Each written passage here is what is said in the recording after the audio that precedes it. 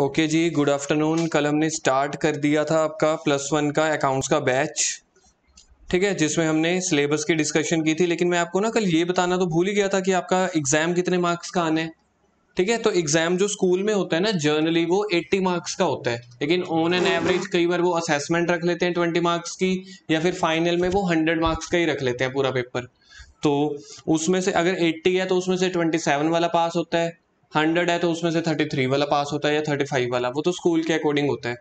Last तक जाते हुए आपको सारे चैप्टर्स आने हैं। कल मैंने बताया था 27 चैप्टर्स हैं, लेकिन अल्टीमेटली हमारे पास ना ये 12 13 या 13 14 चैप्टर्स होते हैं अल्टीमेटली। बाकी सारे चैप्टर्स ना मिक्स हो जाते होते हैं, कोई कोई चैप्टर्स डबल हैं, वो आपको पता चल जाएगा जैसे ही सिलेबस चलेगा। कल वाला एक बार के लिए बस रिवाइज कर लेते हैं। कल हमने पहली कसम खाई थी, जिसको हम बोलते थे फर्स्ट कॉन्सेप्ट। कॉन्सेप्ट का नेम क्या था? बिजनेस एंटिटी कॉन्सेप्ट, या फिर इसी का ही दूसरा नेम क्या था? Separate legal entity concept. इसमें हमने एक कसम खाई थी जिसमें हमने ये कहा था कि business and business owners are two different या टू सेपरेट पर्संस, और हमें ट्रांजैक्शंस, जो भी बिजनेस की ट्रांजैक्शंस हो रही है, हमें किसके पॉइंट ऑफ व्यू से देखनी है? बिजनेस के पॉइंट ऑफ व्यू से, कभी भी ओनर के पॉइंट ऑफ व्यू से नहीं। आज हम खाएंगे सेकंड कसम, अपनी दूसरी। तीसरी वाली के लिए टाइम लगेगा, उसको एक हफ्ता लग जाएगा। तो आज सेकंड कॉन्सेप्ट हम स्टार्ट कर रहे हैं अपना। उसी के नीचे लिखो कॉन्सेप्ट नंबर 2, यानी कि पॉइंट नंबर 2।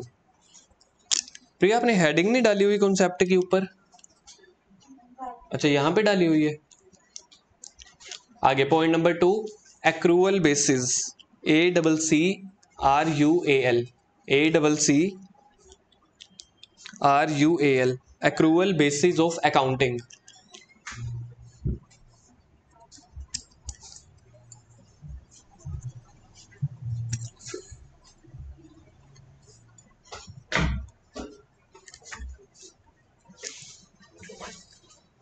देखो, हमारा डिजिटल पेन भी रुक जाता है कई बार।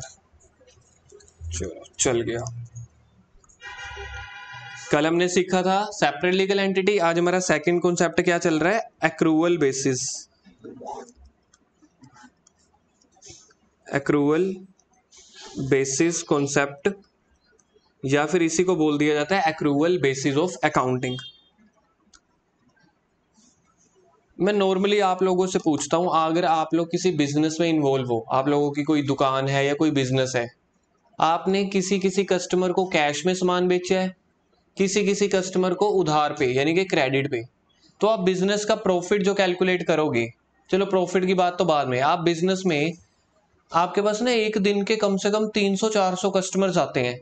किसी को आप कैश पे ट्रांजेक्शन करते हो, मतलब सामान बेचते हो, किसी को उधार पे, किसी किसी से कैश में खरीदते हो, किसी से उधार पे खरीदते हो। तो आपके अकॉर्डिंग सिर्फ कैश वाली ट्रांजेक्शन्स को रिकॉर्ड करना चाहिए बिजनेस में, कि सारी ट्रांजेक्शन्स को रिकॉर्ड करना चाहिए? क्वेश्चन समझ में आ गया? कुछ मैं कैश ट्रांजैक्शन करता हूं, कुछ मैं क्रेडिट ट्रांजैक्शन करता हूं। अगर तो मैंने सिर्फ और सिर्फ कैश ट्रांजैक्शन रिकॉर्ड की, तो सोच के देखो, जिसको मैंने उधार सामान बेचा, मुझे तो पता ही नहीं चलेगा मैंने उससे कितना पैसा लेना है। या फिर अगर मैंने किसी से उधार सामान खरीदा, जो मैं अपने सप्लायर से पहले तो सामान खरीदूंगा ना, उसके बाद ही तो बेचता हूं कस्टमर को। तो पहले क्या होता था, लोग क्या करते थे? अब देखो, मैं चाहता तो ये कॉन्सेप्ट आपको सीधा करवा देता हूं, लेकिन मैं आपको हिस्ट्री बताता होता हूं ताकि आपको पता चल सके कि ये कॉन्सेप्ट इतने रेलिवेंट क्यों है अकाउंट्स में।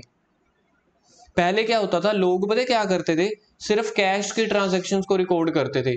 मतलब जिसको सामान सच में कैश में बेचा या कैश से खरीदा ना, सिर्फ वो वाली ट्रांजैक्शन रिकॉर्ड करते थे। क्या वो सही पोजीशन बता सकती थी बिजनेस की? कभी भी नहीं।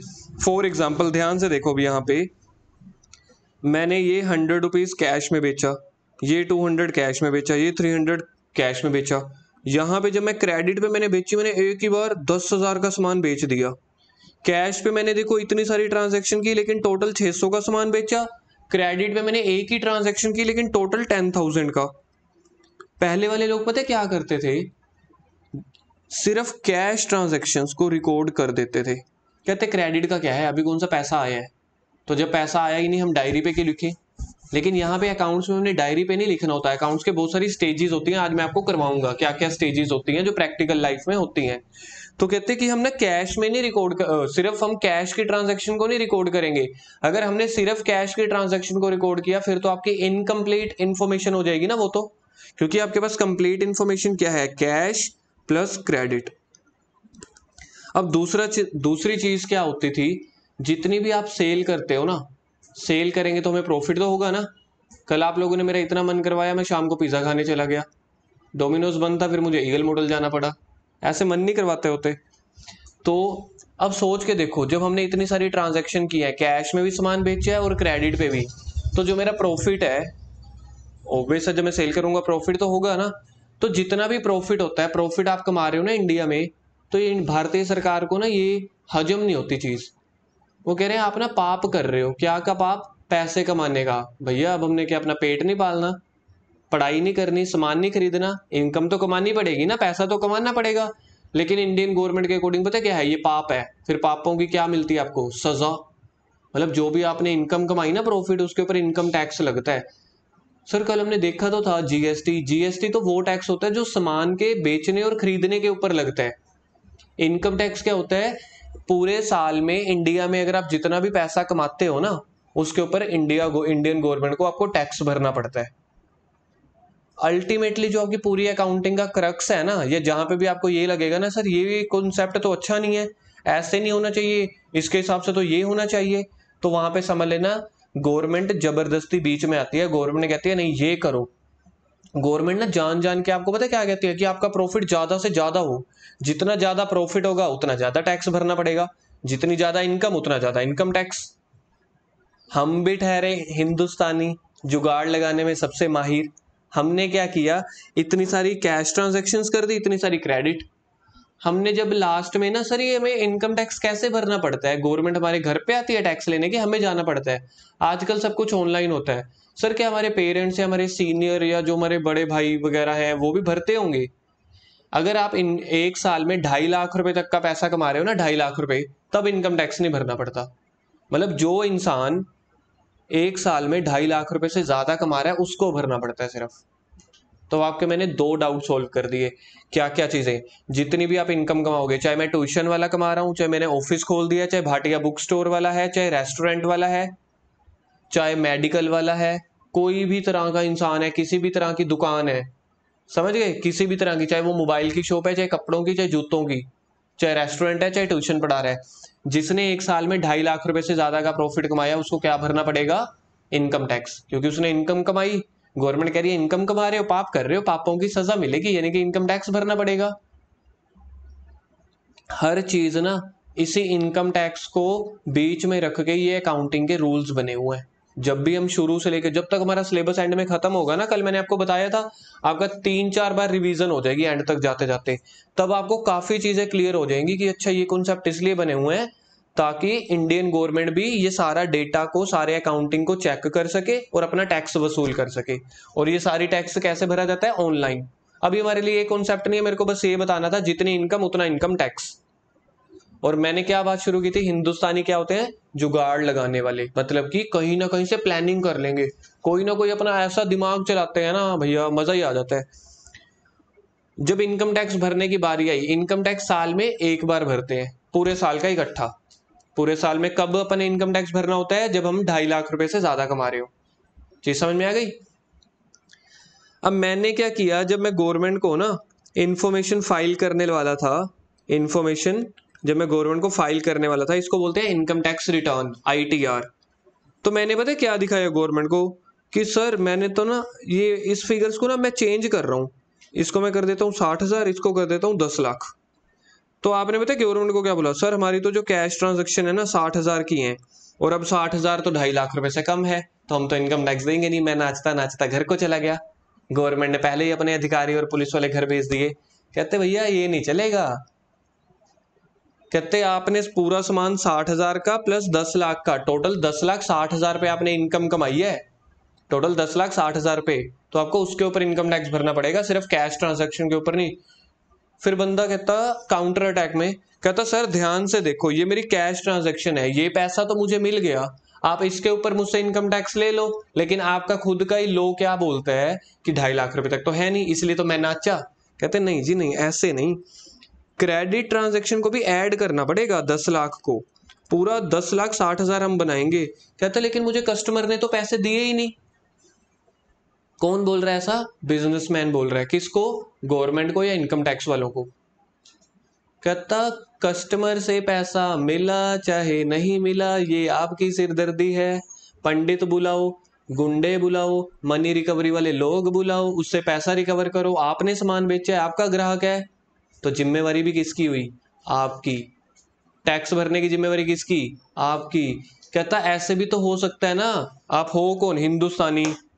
प्लानिंग करने में तो आपसे ऊपर कोई भी नहीं है। आपने under the table, under the table का मतलब होता है 2 नंबर में, मतलब आपने अपनी किताबों में बुक्स में रिकॉर्ड नहीं किया। ये तो रिकॉर्ड कर दिया था 10 लाख की सेल हुई, ये रिकॉर्ड नहीं किया, कैश भी मिल गया, लेकिन सच में आपने 2 नंबर में कैश ले लिया हो। गवर्नमेंट कहती हमें क्या पता, वी नेवर नो। तो चाहे कैश की ट्रांजेक्शन है चाहे क्रेडिट की, इसलिए ये रूल बना दिया एक्रूवल बेसिस का कॉन्सेप्ट। एक्रूवल का मतलब होता है जब भी कोई भी ट्रांजेक्शन हो जाए, जब भी बिजनेस में कोई ट्रांजैक्शन हो जाए उसको उसी समय रिकॉर्ड कर लेना है, चाहे वो कैश की है चाहे वो क्रेडिट की है, चाहे आपको उससे रिलेटेड कैश अभी तक रिकवर हुआ है चाहे नहीं हुआ, चाहे कभी भी ना हो, हम आपकी इनकम मान लेंगे। क्यों मान लेंगे? क्योंकि गवर्नमेंट को तो पसंद है कि बंदे की इनकम ज्यादा हो, इनकम ज्यादा होगी तो इनकम टैक्स ज्यादा होगा। अल्टीमेटली जो हमारे अकाउंट का कॉन्सेप्ट है ना वो यही है। पहला प्रॉफिट यानी कि इनकम कैलकुलेट करना। गवर्नमेंट क्या चाहेगी? आपका प्रॉफिट ज्यादा हो, चाहेंगे तो हम भी ना, लेकिन हम सिर्फ टैक्स पे करने के पर्पज से चाहते हैं ना हो। तो हम कहते हैं हमारा कागजों में जो गवर्नमेंट की नजरों में तो कम है, लेकिन सच में हम 2 नंबर में ले लेते हैं। हम उसको बोलते हैं भाई दुकान पे आके मत पैसे दियो, एक काम करियो शाम को घर पे आ जाइयो, घर पे दे दियो। क्या आपको मेरा कॉन्सेप्ट समझ में आ गया? इतनी डिटेल में ना ये कॉन्सेप्ट जब आप अपनी क्लासेस भी लगाओगे ना स्कूल वाली, मुझे बता देना कि इतनी डिटेल में आपको कोई ये 2 कॉन्सेप्ट और इसकी कोई हिस्ट्री बता देना, आपको ये कॉन्सेप्ट आते होंगे, आप याद भी कर लोगे बुक में से पढ़ के। कॉन्सेप्ट मुश्किल नहीं है ना बुक में से पढ़ना ना समझना, लेकिन क्या आपको ये कॉन्सेप्ट के रीजंस पता है? वो मैटर करता है। +1 के बाद आप अपने साथ अपने फ्रेंड्स को खड़ा के देख लेना, या समझ लो जो कॉन्सेप्ट हो रहे हैं ना उनके साथ खड़ा के देख लेना, उनसे पूछ लो, आप अपने से पूछ लो, नंबर दोनों के 5 में से 5 आ जाएंगे, लेकिन उनसे पूछो आपको नॉलेज है इस चीज की, रीजन पता है? कॉमर्स में जिस टाइम पे आप रट्टा मारने लग गए ना, तो समझ लेना आपका कॉमर्स का पर्पस फेल है। आपको एक एक चीज जो थ्योरी भी है जो प्रैक्टिकल भी है सबके रीजन बता के चलूंगा, ताकि आपको अंदर से लगे कि आपको सिर्फ कॉमर्स ये नहीं है कि आप मार्क्स के लिए ले रहे हो, आपको समझ भी आनी चाहिए। क्योंकि कल को जब आप प्रैक्टिकल लाइफ में जाओगे, आज से 5-6 साल बाद जॉब पे जाओगे, 2-3 साल के बाद कुछ लोग कनाडा उड़ जाएंगे, तब वहां पे आपको चीजें समझ में आती हैं कि प्रैक्टिकल लाइफ में अच्छा ये होता है मतलब। वरना प्रैक्टिकल लाइफ में आप पता है क्या सीखना शुरू कर देते हैं उनसे, सर ये बताना, भैया ये बताना, वो फिर आपकी ना मतलब करेक्टर पे आ जाते हैं, भैया +1 2 में क्या सीख के आए हो? तो आपने अपने मार्क्स ओरिएंटेड तो होना ही होना है। हमने 3 इडियट्स वाला मूवी नहीं देखनी कि मार्क्स तो लेने ही नहीं है भैया, मार्क्स तो लेने ही लेने हैं, साथ में हमने अपने कॉन्सेप्ट स्ट्रॉन्ग करने हैं, रीजन स्ट्रॉन्ग करने हैं। तो एक्रूवल बेसिस का कॉन्सेप्ट कोई थ्योरी कॉन्सेप्ट नहीं है, प्रैक्टिकल कॉन्सेप्ट था। गवर्नमेंट बीच में आ रही थी, गवर्नमेंट कहती थी पहले आप सिर्फ कैश ट्रांजैक्शन को रिकॉर्ड करते थे, उससे क्या होता था? इनकम कम शो होती थी, फिर इनकम टैक्स कम भरते थे। तो इसलिए उन्होंने बोला cash transaction plus credit transaction both should be recorded. Guruvilas clear है? मनन आपको? चलो जी लिखो अब इसके नीचे।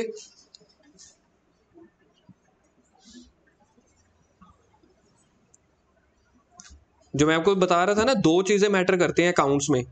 अल्टीमेटली पूरा जो फाइनल क्रक्स है ना आपके पूरे अकाउंट्स का, चाहे वो +1 का हो चाहे +2 का, पहला इनकम कैलकुलेट करना, मतलब आपका प्रॉफिट कितना है, और दूसरी जो इंटेंशन है गवर्नमेंट की, वो इनकम को ज्यादा से ज्यादा शो करवाना चाहती है।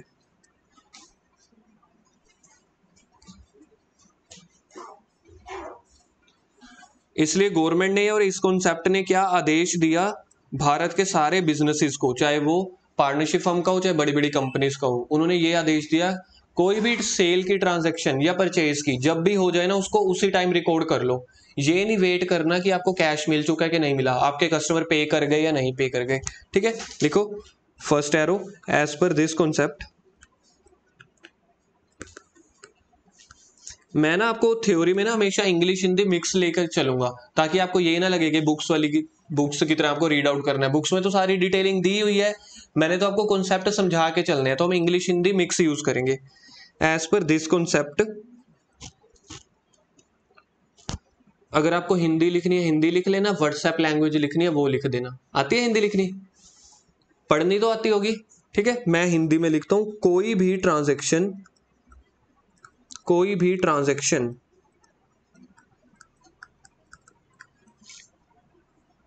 मुझे लगता है मेरे को हिंदी की भी ट्यूशन लगानी चाहिए 15 मिनट की आप लोगों की, नालायक पार्टी मेरी।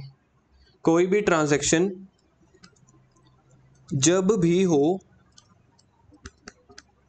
कोमा उस ट्रांजैक्शन को, ये ना हमारी ना मदर लैंग्वेज जो निकलती है ना, तो वो आप जब लास्ट में रिवाइज करते हो ना पेपर के टाइम पे, तब आपको 1 मिनट में याद आ जाता है। वरना इंग्लिश तो बुक्स में ऑलरेडी पहले भरी हुई है 15-15 लाइंस की। आपको ये कॉन्सेप्ट मैं अभी बुक में दिखाऊंगा, मैं अपनी मर्जी से नहीं बोल रहा, ये कॉन्सेप्ट बुक में से ही है। बुक में देखो 20-20 पेज 20-20 लाइंस के भरे हुए हैं। अंग्रेजी हम वहां से पढ़ेंगे, हमने यहाँ पे कॉन्सेप्ट सीखने हैं। कोई भी ट्रांजेक्शन जब भी हो जाए उस ट्रांजेक्शन को उसी टाइम रिकॉर्ड कर लेना चाहिए, रिकॉर्ड कर लेना चाहिए। हमारी +1 2 बीती थी हिंदी मीडियम में, इसलिए हम हिंदी प्रिय और हिंदी ओरिएंटेड है ना। गुरुविलास लिख लिया आपने? क्यों? ओहो हो, अरे यार पहले बताते ना। नहीं हिंदी पढ़ते भी नहीं हो? क्यों, स्कूल में होती नहीं थी क्या? फिर अच्छा चलो कोई बात नहीं, अब मैं हिंदी कम लिखवाया करूंगा, इंग्लिश ही लिखवाऊंगा एज पर दिस। हाँ फिर वो व्हाट्सएप लैंग्वेज में लिख लो ना, कोई मतलब KOI, भी मतलब BHI, या किसी किसी का भी वो होता है BHE। कोई भी ट्रांजैक्शन जब भी हो उस ट्रांजैक्शन को उसी टाइम रिकॉर्ड कर लेना चाहिए। आपने मेरे को इमोशनल कर दिया, मैं इंग्लिश लिख रहा हूं, वेदर कैश रिसीव्ड और नोट, वेदर कैश रिसीव्ड और नोट। ऊपर मैं आपको ना एक चीज तो लिखवाना भूल ही गया, ये हमारी सेकंड कसम है। देखो मैं सेकंड को भी इंग्लिश में लिख रहा हूं, कसम को भी सेकंड कसम। ये हमारी दूसरी कसम है, तो दूसरी कसम हम जल्दी से खाते हैं। जल्दी जल्दी मेरे साथ हाथ ऊंचा करो, आगे करो, शर्माना नहीं है, करो करो हाथ आगे, राइट। चलो जी करो मनन।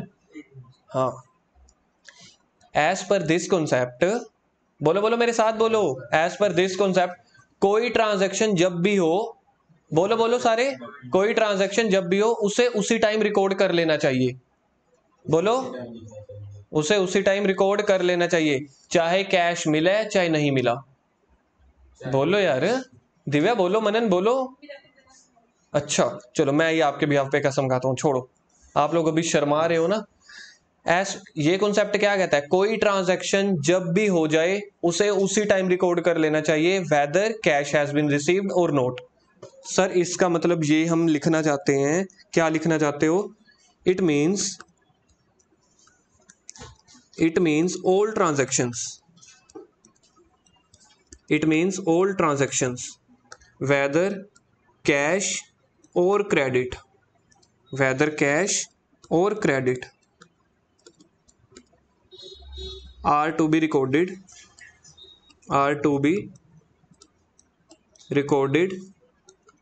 इन books of accounts. Books of accounts का मतलब होता है जो भी हमारे अकाउंट्स के खाते हैं, ठीक है ना, जिसको हम खाते बोलते हैं हिंदी में, books of accounts. It means all the transactions whether cash or credit are to be recorded in books of accounts। दो कस्में क्लियर हो गई। अब हम मान के चलो इन दो कस्मों पे ना आपकी ये पूरी बुक टिकी हुई है, चाहे ये चैप्टर आपका थर्ड है, देखना इंडेक्स में ना अकाउंटिंग प्रिंसिपल्स चैप्टर होगा, थर्ड है या फोर्थ है इंडेक्स में, देखो अकाउंटिंग प्रिंसिपल्स थर्ड है ना। अब जो मैंने आपको कॉन्सेप्ट ये कराया है ना, थर्ड चैप्टर ओपन करो, मुझे ये वाले दोनों कॉन्सेप्ट ढूंढ के बताओ, ये वाले दोनों कॉन्सेप्ट ना थर्ड चैप्टर में ढूंढ के देखो कहां पे हैं और कितनी कितनी लाइंस के हैं। देखो थर्ड चैप्टर यानी कि थ्योरी का चैप्टर है पूरा।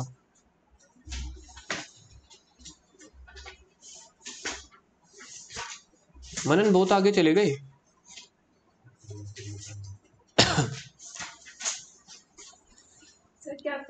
ये वाले दोनों कॉन्सेप्ट ढूंढने हैं, एक तो एक्रूवल बेसिस कॉन्सेप्ट, एक एक्रूवल बेसिस कॉन्सेप्ट और एक ये बिजनेस एंटिटी कॉन्सेप्ट, है ना बीच में है। सर इसका मतलब आज जाके हमें आपके ऊपर विश्वास हुआ कि आप बुक वाला ही पढ़ा रहे थे, थैंक यू सर।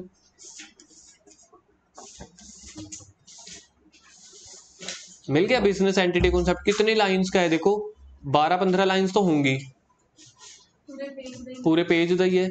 और एक्रूवल बेसिस कॉन्सेप्ट देखो वो भी होगा, एक्रूवल बेसिस कॉन्सेप्ट मिल गया, वो हाफ पेज का है। कहने का मतलब इंग्लिश तो लिखी हुई है, इसका मतलब अब आपको ये प्रूफ हो गया ना कि मैं बुक वाला ही पढ़ा रहा हूं। लेकिन देखो थर्ड चैप्टर में ये चीज दी हुई है, अगर ये बुक मैं लिखूंगा, अगर मुझे ये बुक लिखनी होगी ना, मैं सबसे पहले ये 2 कस्में लिखूंगा, क्योंकि इन्हीं दोनों कॉन्सेप्ट के अकॉर्डिंग ना पूरी बुक टिकी हुई है आपकी अकाउंट्स की। अब टीचर्स पता है क्या करते हैं, जो ट्यूशन वाले होते हैं, ये कहते हैं कि थ्योरी चैप्टर्स है, और जब अकाउंट्स को बोला क्या जाता है, अकाउंट्स तो प्रैक्टिकल सब्जेक्ट है, तो पहले दिन से प्रैक्टिकल स्टार्ट हो जाते हैं। कल मैंने समझाया था ना, पहले आप अपने कॉन्सेप्ट सीखोगे, तब जाके तो आप प्रैक्टिकल क्वेश्चन सीखोगे। तो ये वाले कॉन्सेप्ट की बारी पता है कब आती है ट्यूशनों में, 1-1 महीने के बाद। या फिर जो टीचर पहले चैप्टर से स्टार्ट कर देते हैं थ्योरी से, वो तीसरे तक पहुंचते हैं, वो अकाउंटिंग का मीनिंग बताते हैं पहले, मीनिंग, डेफिनेशन, ये वो सब हम सीख लेंगे। पहले आपको अकाउंट्स के लॉजिक पता होने चाहिए। 2 ही लॉजिक्स हैं, पहला बिजनेस एंटिटी कॉन्सेप्ट, जिसमें हम क्या मान के चलते हैं, दोनों पर्सन अलग अलग हैं, और दूसरे में हम क्या देख के चल रहे हैं, एक्रूवल बेसिस का कॉन्सेप्ट। ये अकाउंट्स का मेथड है, जहां पे हम क्या फोकस कर रहे हैं कि हमें कैश ट्रांजेक्शन को रिकॉर्ड करना है। क्या हमें कैश ट्रांजेक्शन्स को रिकॉर्ड करना है, सिर्फ कैश प्लस क्रेडिट दोनों ट्रांजेक्शन्स को। ठीक है, चलो जी, अब इसके बाद हम शुरू करते हैं steps in accounting. Third topic, मतलब थर्ड टॉपिक नहीं है, बस आगे हेडिंग है steps in accounting.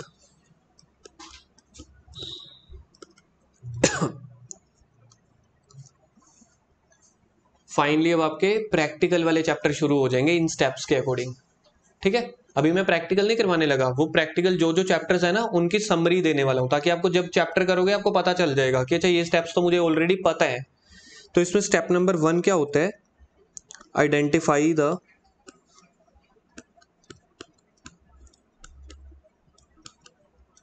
Business transaction.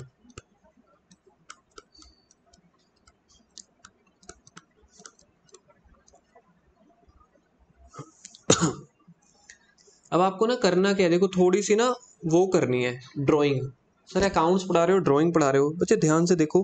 अब मेरे को ना स्टेप्स के लिए ना ऐसे ऐसे आगे करना है। सेकंड स्टेप यहाँ पे होगा, फिर यहाँ पे मैं थोड़ी सी ना एक ब्रैकेट डाल दूंगा, ताकि मेरे को ये आइडेंटिफाई द बिजनेस ट्रांजैक्शन का थोड़ा सा मीनिंग लिख सकूं छोटा छोटा। अगर मैंने यहाँ पे नहीं लिखवाया ना, फिर वो हमारी वो ड्राइंग्स टूट जाती हैं। समझ गए ना, ऐसे ही मैं करूंगा, हर स्टेप के बाद ना 3-4 लाइंस की एरो डाल दूंगा, ताकि यहाँ पे 1-2 लाइंस में लिख सकूं ब्रैकेट में। सबसे पहले क्या होता है जब आपको अकाउंटिंग करनी हो, सर हमें ना एक चीज नहीं क्लियर समझ में आ रही, अकाउंटिंग कौन करेगा और क्यों करेंगे। क्यों करने का रीजन मैंने आपको बता दिया, इनकम कैलकुलेट करने के लिए, कि एक साल में क्या प्रॉफिट आपने कमाया है। अल्टीमेटली अकाउंटिंग इसी के लिए की जाती है। सर अगर एक छोटी सी दुकान है, जैसे कि मोबाइल वाला, वो मोबाइल वाला दिन में अगर 2 मोबाइल बेचेगा, 10,000 का उसने मोबाइल लिया, 11,000 का बेच दिया, तो 1,000 का फायदा हो गया, प्लस 2 फोन बेचेगा तो 2,000 का फायदा। लेकिन उसके कुछ खर्चे भी तो होंगे ना, समझ लो उसने कोई पर्सन रखा हुआ है सैलरी पे, उसको भी देगा, और कुछ प्रिंटिंग स्टेशनरी के खर्चे भी होंगे, पेन पेपर के, इलेक्ट्रिसिटी के खर्चे भी होंगे, टीवी चल रहा होगा, बिजली वगैरह के खर्चे भी होंगे। उसने कोई एडवर्टीजमेंट डाली कि भैया आओ मेरे पास मोबाइल ले लो, बाहर बोर्ड लगा दिए, उसके खर्चे भी तो होते हैं ना। तो अल्टीमेटली आपको ये देखना होता है कि सारे खर्चे काट कुटा के मेरे को कितना प्रॉफिट बच रहा है। तो 2,000 एक दिन का प्रॉफिट 2,000 पे है ना। एक दिन में अगर मैं 2 फोन बेचता हूं तो 2,000 का प्रॉफिट है।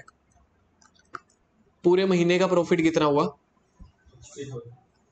पूरे महीने में 30 दिन होते हैं, तो 60,000 का प्रॉफिट हुआ। आ गया समझ यहां तक, एक महीने का। लेकिन सर कल आपने हमें बताया था कि हमें एक दिन का नहीं देखना होता, एक महीने का भी नहीं देखना होता, हमें कितने टाइम का देखना होता है, 1 साल का हमेशा। तो सर अगर 1 साल में कमाना हो तो हम कैसे देखेंगे, 2,000 इंटू 365, या तो ऐसे कर लो, या फिर 60,000 को 12 से मल्टीप्लाई कर देते, बात तो एक ही है ना, थोड़ा सा फर्क आएगा। समझ गए आप मैंने क्या किया। तो पूरे साल में मैंने कैसे प्रॉफिट कैलकुलेट किया, एक दिन का इतना था, 30 डेज के साथ मल्टीप्लाई करके 60,000 हो गया। 60,000 पर मंथ मेरा प्रॉफिट है। अगर मैंने 12 महीने काम किया तो इतना कितना बन जाएगा, ये 7,20,000 रुपीज, ये मेरा पूरे साल का प्रॉफिट हो गया। अब इसमें से ना मेरे कुछ खर्चे भी हुए, तो खर्चे हुए तो मुझे एक्सपेंसेस को माइनस करना पड़ेगा ना। क्योंकि जो मेरे खर्चे हुए हैं उसने तो मेरा प्रॉफिट कम कर दिया।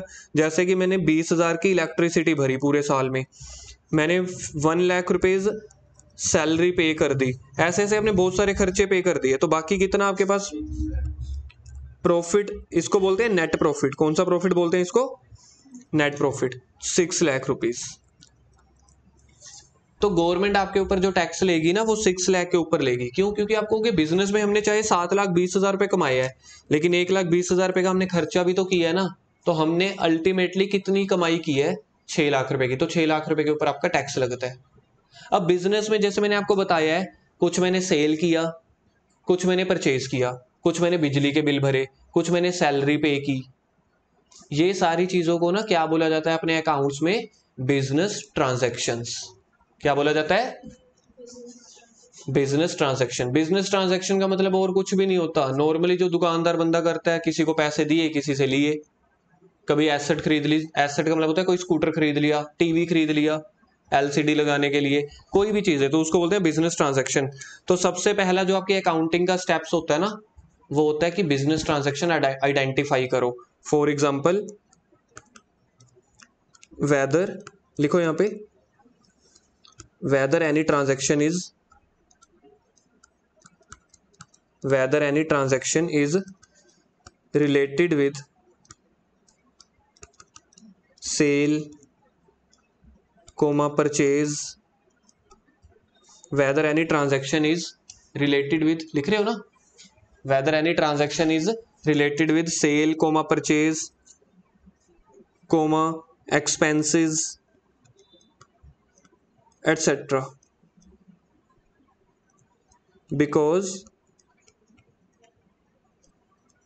because there are different rules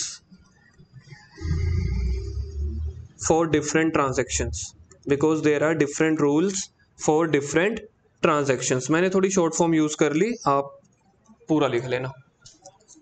बस ये एरो जरूर दिखती रहनी चाहिए, क्योंकि इसी को मैं आगे कंटिन्यू करूंगा।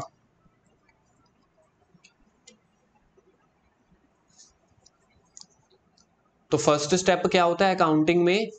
अकाउंटिंग वालों ने बोला सबसे पहले अपनी बिजनेस ट्रांजैक्शन पहचानो कि कोई ट्रांजैक्शन सेल है, परचेज है, एक्सपेंस है, इनकम है। हमने आइडेंटिफाई क्यों करनी है? साथ में मैंने रीजन लिखवा दिया ना, because different rules are for different transactions. इसके बाद नेक्स्ट स्टेप होता है जर्नल।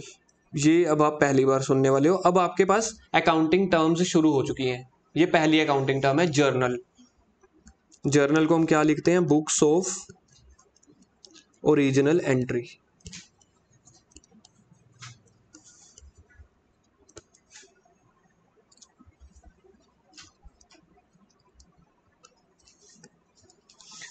अब जल्दी से मैं आपको ना क्लियर करता हूं जर्नल लेजर, जो आपका मेन पॉइंट है ना। एक हो गया ये, एक हो गया ये, एक हो गया ये। चलो जी, पके पकाए मुझे सारी चीजें मिल गई। अब ध्यान से देखते चले जाओ जी।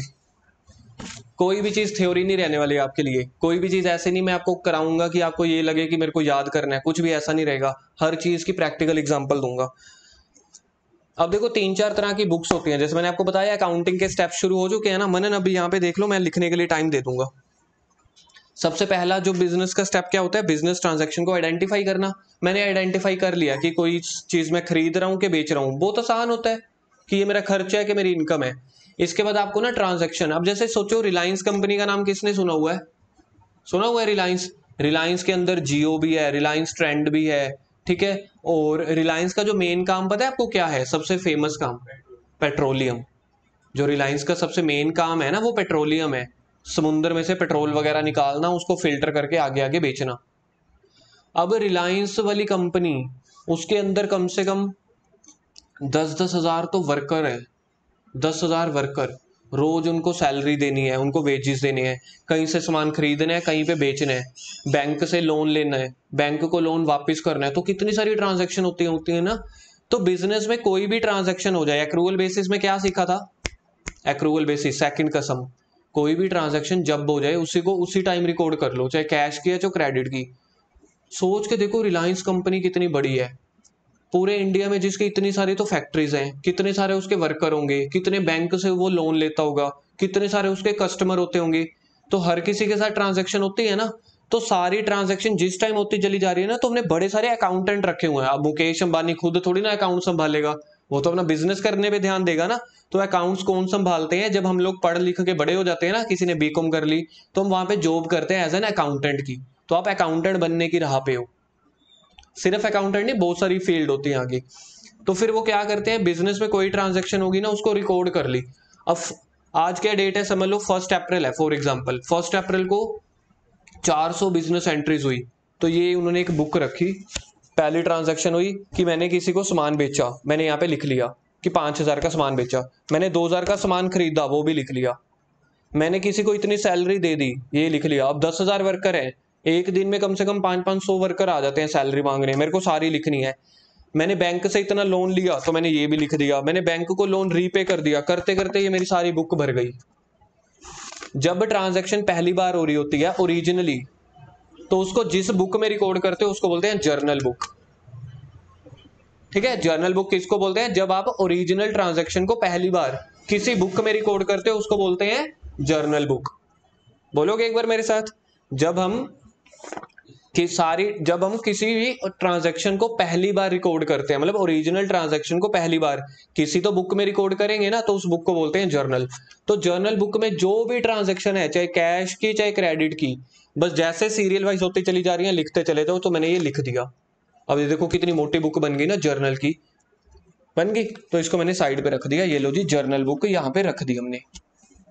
ये होता है आपकी अकाउंटिंग का सेकंड स्टेप। पहला स्टेप क्या था? आपने बिजनेस ट्रांजैक्शन आइडेंटिफाई की। सेकंड में क्या किया? अब आपने ट्रांजैक्शन को लिखना शुरू कर दिया।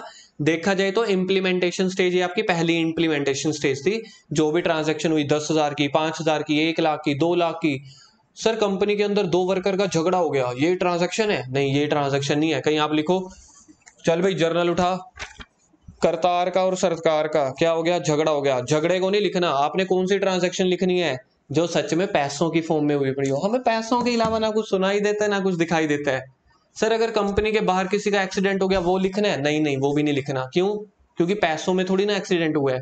अच्छा सर, हमें एक चीज समझ आ गई, जो ट्रांजेक्शन मनी की फॉर्म में, पैसों की फॉर्म में होगी सिर्फ उसको लिखना है। हाँ सर, अगर हम कनाडा चले गए और हमने कनाडा में अकाउंटेंट बन गए, कनाडा में तो डॉलर चलते हैं, तो फिर हमें रुपीस की फॉर्म में लिखना है कि डॉलर की फॉर्म में? तो डॉलर की फॉर्म में लिख लेना। हर कंट्री में जो जो करेंसी होती है उसी की फॉर्म में लिखते हैं। इसके साथ मैंने आपको तीसरा कॉन्सेप्ट सिखा दिया, वो बाद में बताऊंगा कौन सा। हर ट्रांजैक्शन जिसकी वैल्यू होगी उसको रिकॉर्ड करने। अब देखो जर्नल ये बन के तैयार हो गई ना, पूरे साल की ट्रांजैक्शन है। अब देखो मैं कौन हूं? अकाउंटेंट। मैंने ये सारी ट्रांजैक्शन रिकॉर्ड की है, लेकिन सारी मिक्स है। कोई सेल की, कोई परचेज की, कोई लोन की, ठीक है, कोई सामान वापस करने की, कोई सामान डिफेक्टेड भी तो हो जाता है। मेरे पास आए मिस्टर मुकेश अंबानी जी। ओहो, अपनी पहुंच ही ऐसी है। मुकेश अंबानी जी है, कहते हैं हाँ जी तरुण जी। मैंने कहा हाँ जी सर बताओ। कहते एक काम कर, मेरे को ना सारी ट्रांजैक्शन दिखा जो अपने पूरे साल में हुई है, मैं देखूं तो सही ना कितना प्रॉफिट कमाया है। मैंने कहा ये देखो जी, ये है सारी ट्रांजैक्शन। मैंने दिखा दी किसको? श्री मुकेश अंबानी जी को। कहते अच्छा जी। कहते ये क्या? मैंने कहा जर्नल, जब सारी ट्रांजैक्शन पहली बार रिकॉर्ड हुई है, मतलब इससे ऊपर तो कुछ भी नहीं है। कहते बहुत बढ़िया, शाबाशी दे के गए। मेरी सैलरी बढ़ा दी उन्होंने 10,000 रुपये सिर्फ जर्नल दिखाते ही। अगले दिन फोन आया, कहते हाँ जी तरुण जी। मैंने कहा हाँ जी। कहते एक काम करो, इस जर्नल में से ना मिस्टर सुशील कुमार है कोई, उसके साथ ना हम बहुत व्यापार करते हैं, कभी सेल कभी परचेज, और एक HDFC बैंक है, उससे हम बार बार लोन लेते हैं और लोन के बदले में इंटरेस्ट पे करते हैं। तो मुझे ना मिस्टर सुनील की, मिस्टर क्या नाम यूज किया था मैंने? सुशील। उसकी सारी ट्रांजैक्शन मेरे को निकाल के दिखाओ और HDFC बैंक की। मेरे को समझ ही नहीं आई बात। मैंने फिर से मुकेश अंबानी जी को ये पकड़ा दिया। इस गाल पे मिला चाटा। मैंने देखी हुई थी मुन्ना भाई MBBS, मैंने दूसरा गाल भी आगे कर दिया, ये लो जी। उन्होंने मार भी दिया। कहते भैया ये तो मैंने देख ली थी, अब इसमें से मैं कहां पे ढूंढूं? सुशील कुमार की एक ट्रांजैक्शन यहाँ पे है, एक ट्रांजैक्शन इतने पेजेस के बाद नीचे, कुछ इसके बाद ऊपर। मुकेश अंबानी कहेगा मैं इसलिए बैठा हूं क्या? आपको मैंने किस लिए रखा था? अकाउंटिंग करने के लिए रखा था ना, ताकि मेरे लिए इजी कर दो। तो उस टाइम पे सिर्फ अभी थप्पड़ ही पड़े थे, अभी गालियां नहीं पड़ी थी। तो मेरे को एक चीज समझ में आ गई कि जो भी ट्रांजैक्शन है ना एक बंदे की, यहां पे तो मुझे रिकॉर्ड करनी है मोटी बुक पे। मेरे को एक ना कोई पतली सी छोटी बुक और लगानी पड़ेगी जिसमें मेरे को अलग अलग पेज बना दूंगा। ये सुशील कुमार का, ठीक है, ये HDFC बैंक का। उसमें मैं क्या करूंगा, जो ट्रांजैक्शन इधर जर्नल में रिकॉर्ड कर रहा हूं वहां तो करनी ही करनी है। फिर पर्टिकुलर जितने भी हेड बन जाएंगे ना, मतलब जितने भी पर्सन्स बन जाएंगे, उनका अलग अलग एक और पेज बना लूंगा, उस पेज पे भी लिखता चला जाऊंगा। कैसे, समझ में आया आप लोगों को? मेरा पेन कहाँ गया? ये है। कैसे, देखो यहाँ पे अगर मैं बात करता हूँ जर्नल में, तो मैं सारी ट्रांजैक्शन को रिकॉर्ड कर देता हूँ ना, इधर इधर इधर इधर इधर, तो देखो कितनी सारी ट्रांजैक्शन बन गई। अब मुझे इंडिविजुअल भी देखना पड़ेगा। इंडिविजुअल जैसे मिस्टर सुशील, तो मिस्टर सुशील की एक ये ट्रांजैक्शन थी और एक ये। गुरुविलास इधर देखो स्क्रीन पे, मिस्टर सुशील की ये वाली 2 ट्रांजैक्शन थी। तो मेरे को जर्नल में तो रिकॉर्ड करनी ही करनी है, साथ में इंडिविजुअल अकाउंट में भी ये 2 ट्रांजैक्शन रिकॉर्ड करनी है। तो ये मैंने यूट्यूब पे देखा, मैं सीख गया। फिर मेरे को रात को किसको रिपोर्टिंग करनी थी? मुकेश अंबानी जी को। मैंने कहा हाँ जी सर, अब बताओ किस किस के अकाउंट चाहिए? कहते सुशील के। मैंने कहा अल्लाह चक। कहते विनोद के। मैं कहा ये चक। कहते HDFC बैंक के। मैं कहा ये ले। मैंने इंडिविजुअल अकाउंट दे दिए। कहते काम तो बढ़िया करता है तू। अब दोनों जगह मेरे को शाबाशी दी उन्होंने। यहाँ पे दी, मैं क्या अब यहाँ पे भी दो। 2 थप्पड़ मार के गए थे ना, अब शाबाशी भी 2 बार दो।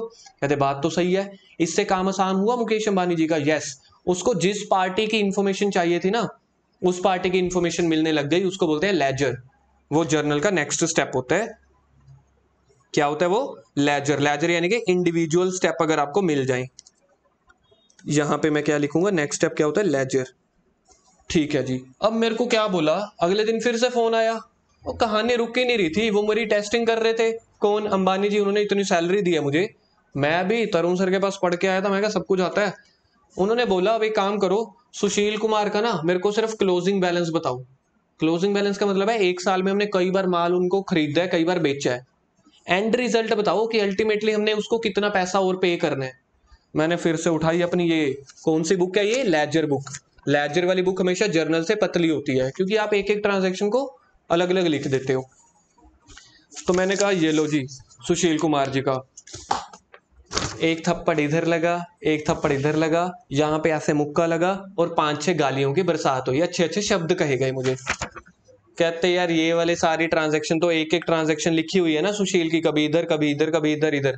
मैंने तुमसे क्या मांगा है? क्या सारी ट्रांजैक्शन मांगी है? नहीं। मैंने तुमसे क्या मांगा है? एंड रिजल्ट बताओ, क्लोजिंग बैलेंस कितना है, उससे पैसे देने हैं कि उसको लेने हैं। मैंने कहा सर रुको, मैं 1 मिनट ना यूट्यूब देख के आया, फिर मैं आपको बता दूंगा। यूट्यूब में लिखा ही नहीं था। मैंने फिर से तरुण सर को फोन किया। कहते सर आपने सिखाया था। मैंने कहा ये तो मैंने बुक सिखाई थी ना। मैंने अब उसको क्या बताया, जितने पैसे मैंने लेने हैं उसका टोटल कर दो, जितने पैसे मैंने पे कर दिए उसका टोटल कर दो। लास्ट में जितना बैलेंस बच गया उसको बोलते हैं ट्रायल बैलेंस। ट्रायल बैलेंस का मतलब है आखिरी क्लोजिंग बैलेंस कितना बच गया। इस टाइम पे मुकेश अंबानी ने ना मुझसे जर्नल मांगा था, मतलब मोटी बुक, ना उन्होंने मुझसे लेजर मांगा था, मतलब कि छोटी बुक। उन्होंने कहा जितने भी ये लेजर है ना, अब देखो कितने सारे लेजर हैं, ये 50-60 लेजर हैं। 50-60 लेजर का मतलब होता है 50-60 पार्टियों के साथ आपके अकाउंट होते हैं। फिर आपने एक पेज उठाया, हर पार्टी का जो जो क्लोजिंग बैलेंस है ना, उसको एक ही पेज पे लिख लिया। यहां पे मिस्टर सुशील के 10,000, मिस्टर विनोद के 20,000, HDFC बैंक के 3 लाख। मतलब आपने सारी ट्रांजैक्शन नहीं लिखी, हर लेजर का जो लास्ट रिजल्ट है ना, पैसा लेना कितना है क्लोजिंग, एक ही शीट उठाई उसी पे ही लिख दिया। आपने पकड़ा दी मुकेश अंबानी जी को ये शीट। अब देख लो, ना ये सुशील का है ना विनोद का है, इसमें सारे क्लोजिंग बैलेंस हैं। जिसका चाहिए आपको पता चल जाएगा। तो आपने एक मोटी बुक बना दी। क्या बोलते हैं मोटी बुक को? एक छोटी बुक बना दी, लेजर। और इसको बोलते हैं trial balance. TRIAL, trial balance मतलब लास्ट बैलेंस, कि अब अल्टीमेटली हमने उसको कितने पैसे देने हैं या कितने पैसे लेने हैं। तो जैसे ही आपका ये ट्रायल बैलेंस पता चल जाता है ना, यहां से फिर आपका प्रॉफिट कैलकुलेट हो जाता है। जो इसका लास्ट स्टेप होता है वो होता है प्रॉफिट कैलकुलेट करना। इसी के साथ आपकी अकाउंटिंग खत्म। स्टेप्स ये हैं। तो जितने भी हमने ये स्टेप सीखे, इसके अलग अलग चैप्टर्स हैं। क्या आसान है? बहुत आसान है, मजा आएगा देखना। यहां तक चीज समझ में आ गई? तो जर्नल का मतलब लिखेंगे बुक्स ऑफ ओरिजिनल एंट्री।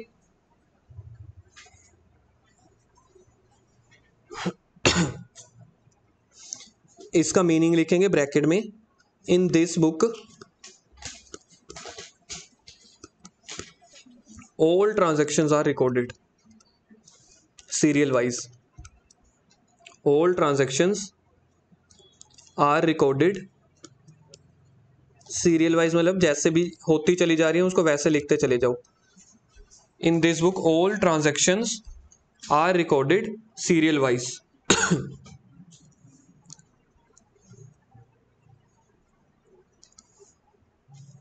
और इसका सेकंड लाइन लिखो इसी में ही, रिकॉर्डेड फर्स्ट टाइम। ये वो बुक है जहां पे आप पहली बार ट्रांजैक्शन को रिकॉर्ड कर रहे होते हो। और किसी ने साथ में लिखना है तो लिख देना मोटी बुक। सबसे मोटी वाली बुक कौन सी होती है? जर्नल।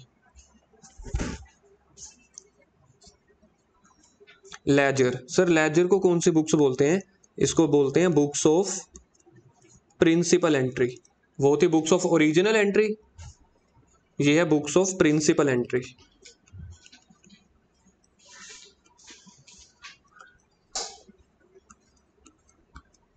सर इसमें क्या लिखेंगे? Here individual account, individual accounts या ledger of each account are prepared. For example mister Sushil comma HDFC bank. Mister Sushil का अकाउंट आपने अलग बना लिया, HDFC का अलग बना लिया। इसको कौन सी बुक बोलेंगे? छोटी बुक या पतली बुक। ठीक है, लिख लो साथ में, छोटी बुक या पतली book.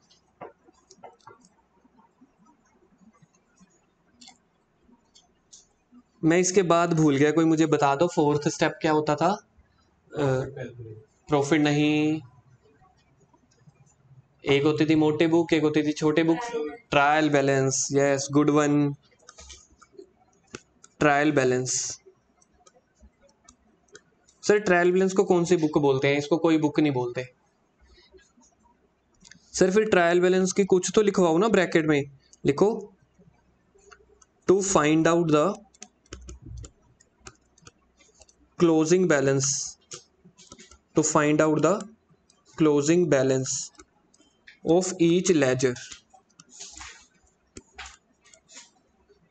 that is end result of each account, end result or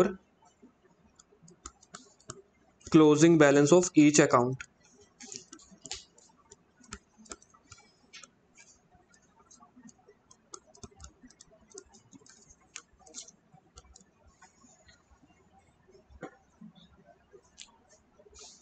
teaching में ना दो मेथड्स चलते हैं, या तो पहले आप लिखवा दो बाद में समझा दो, या फिर पहले समझा दो बाद में लिख दो। अगर हम पहले समझते हैं ना तो लिखते टाइम आपको पता होता है इन चीजों के मीनिंग। एक बार पहले हमने समझ लिए फिर लिख रहे हैं तो लिखते हुए हमें पता होते हैं। तो मैं हमेशा यही मेथड फॉलो करता हूँ कि पहले समझा दो फिर लिखवा दो, ताकि लिखते हुए आपको लॉजिक्स पता हो। To find out the closing balance of each ledger, LEDGER, each ledger, that is end result, that is end result or closing balance of each account, end result or closing balance of each account। Class 430 आपकी। Last step का सिर्फ मैं meaning name लिखवा रहा हूं, करवाऊंगा कल। Financial statement, ये लास्ट स्टेप है हमारा। 5 ही स्टेप्स होते हैं। फाइनेंशियल स्टेटमेंट, या इसको बोलते हैं फाइनल अकाउंट्स। सर फाइनल क्यों बोलते हैं? क्योंकि आखिरी स्टेप है।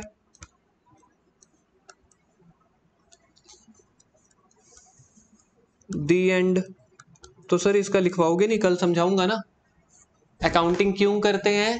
कोई भी पूछे, प्रॉफिट कैलकुलेट करने के लिए। ठीक है, कि बिजनेस में पूरे साल में कितना प्रॉफिट कैलकुलेट किया है। सर अभी तक तो आपने सिखाया नहीं क्योंकि अभी एंड रिजल्ट पेंडिंग है ना, ये कल सिखाऊंगा आपको। फाइनेंशियल स्टेटमेंट इसका नेम है, या फिर फाइनल अकाउंट्स। कोई डाउट हो तो पूछ लो। क्लियर है?